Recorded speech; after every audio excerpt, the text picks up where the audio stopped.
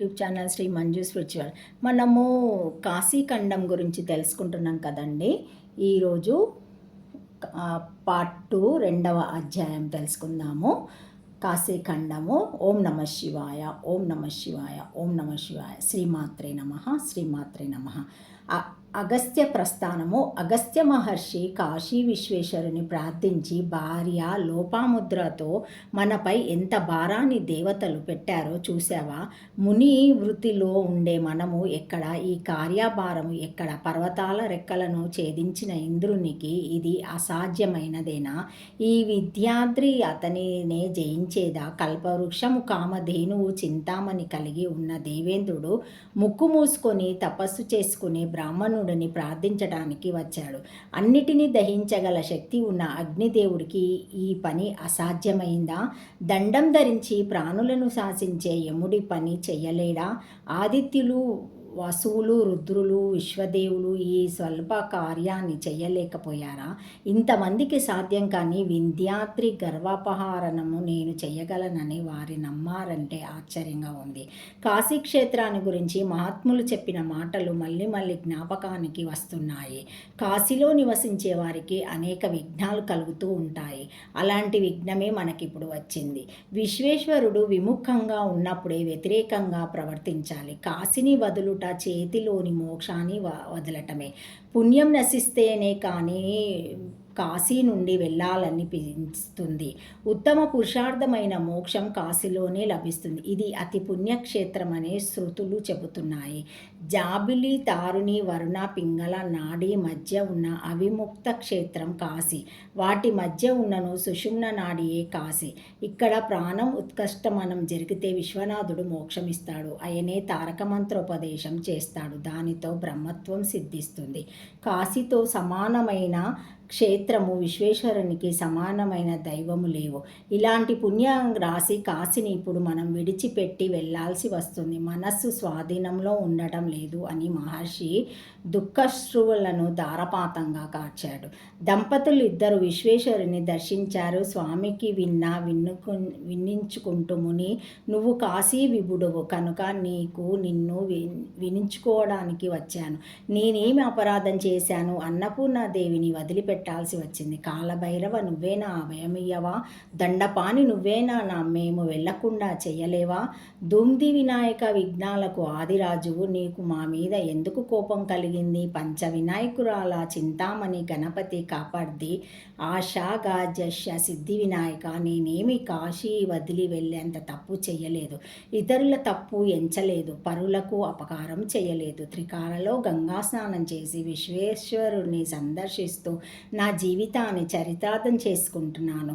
ప్రతి పర్వంలోనూ పంచగంగ యాత్ర చేస్తున్నాను. తల్లి విశాలాక్షి, భవానీ, శివరంజని, నువ్వేనా నా కనికరించవా? కాశీ పట్టణ దేవతలారా, నేనేమి నా స్వార్థం కోసం కాశీని వదిలిపెట్టి వెళ్ళటం లేదు. దేవతల అభ్యర్థన మేరకు పరోపకారం కోసమే వెడుతున్నాను. పూర్వం దదీచి తన ఎముకను ఇంద్రుడికి ఇవ్వలేదా? బలి తన సర్వస్వాన్ని పోగొట్టుకోలేదా అని అందరికీ విన్నవించుకుంటూ మునులను, అబాల వృద్ధులను, వృక్ష జంతుకోటికి మ్రొక్కి అందరికీ వేడుకోలు చెప్పి ధర్మపత్ని లోపాముద్రలు రేలు పట్టుకొని పుణ్యరాశి అయిన కాశీని వదిలిపెట్టి వెళ్తున్నాను అని కన్నీరు కారుస్తూ చప్పట్టు చూరుస్తూ అయ్యో కాశీ కాశీ అరుస్తూ శివ శివ అని ప్రారాపిస్తూ కింద పడిపోయాడు మహర్షి.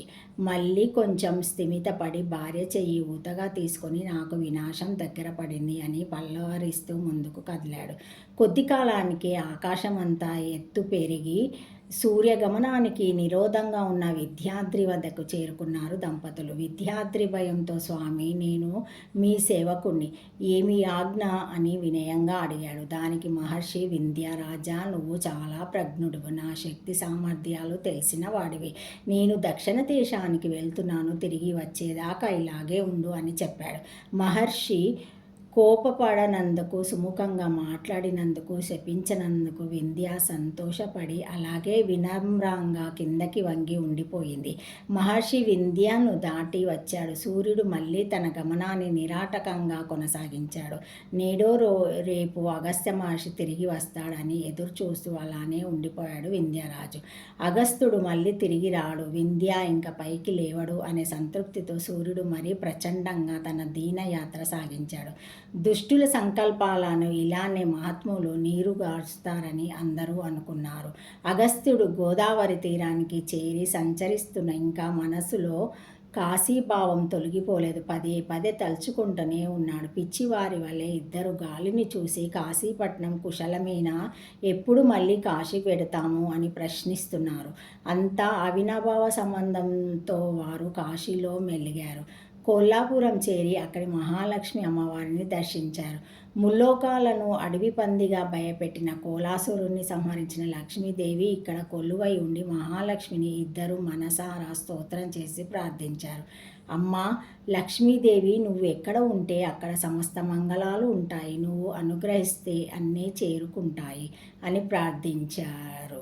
అమ్మవారు ప్రత్యక్షమై మిత్రవరణ సంభవ అగస్త్యముని పతివ్రత శిరోమణి లోపాముద్ర అని సంబోధించి లోపాముద్రాదేవిని తన సమీపంలో కూర్చోబెట్టుకొని ఆమె శరీరాన్ని స్పర్శించింది. మహాలక్ష్మి అమ్మవారు కోలాహల రాక్షసుని అస్త్రం చేత బాధింపబడ్డ నా శరీరాన్ని నీ స్పర్శతో సహాయం పొందుతున్నాను అని పలికి లోపముద్రను కౌగిలించుకొని సౌభాగ్యాలను కారణాలైన ఆభరణాలతో ఆమెను అలంకరించింది. మహర్షితో ఋషి సత్తమా, నీ తాపకారణము తెలిసింది, కాశీని వదిలినందుకు నీ మనసు అమిత బాధపడుతుంది, ఏదైనా వరం ఇవ్వాలని ఉంది అన్నది. దానికి ముని, అమ్మ మహాలక్ష్మి, వరం ఇవ్వదలిస్తే మళ్ళీ మాకు కాశీ సందర్శన భాగ్యం అనే వరమే ఇవ్వు, ఇంకేమీ వద్దు అన్నాడు. లక్ష్మీదేవి తదాస్తు అని దీవించి స్వస్థత కలిగించింది. మహర్షి రాబోయే ద్వాపర యుగంలో 19వ బ్రహ్మకాలంలో నువ్వు వ్యాసుడవై అవుతావు. మళ్ళీ వారణాసికి వెళ్ళి వేదశాస్త్రాలను పరిష్కరించి ధర్మబోధ చేస్తావు. ప్రస్తుతం ఇక్కడి నుండి నువ్వు బయలుదేరి వెళ్ళి స్కందుని దర్శనం చేసుకో, అతడు నీకు వారణాసి రహస్యమంతా వివరంగా చెబుతాడు అని చెప్పి ఇద్దరిని దీవించి పంపించింది. ఓం నమ శివాయ, ఓం నమ శివాయ, ఓం నమ శివాయ. శ్రీమాత్రే నమః. Thank you for watching my video. Please like, share, comment, subscribe to my channel. మరిన్ని వీడియోస్తో మళ్ళీ కలుస్తానండి. ఈ వీడియో మొదటిసారి ఎవరైనా చూసి ఉంటే తప్పకుండా లైక్ చేసి సబ్స్క్రైబ్ చేసుకోండి. బెల్ అనే ఐకాన్ బటన్ని ప్రెస్ చేసి ఆన్ చేసి ఉంచుకుంటే మా లేటెస్ట్ అప్డేట్ వీడియోస్ అన్నీ మీకు వస్తాయి, చూడగలరు. Thank you.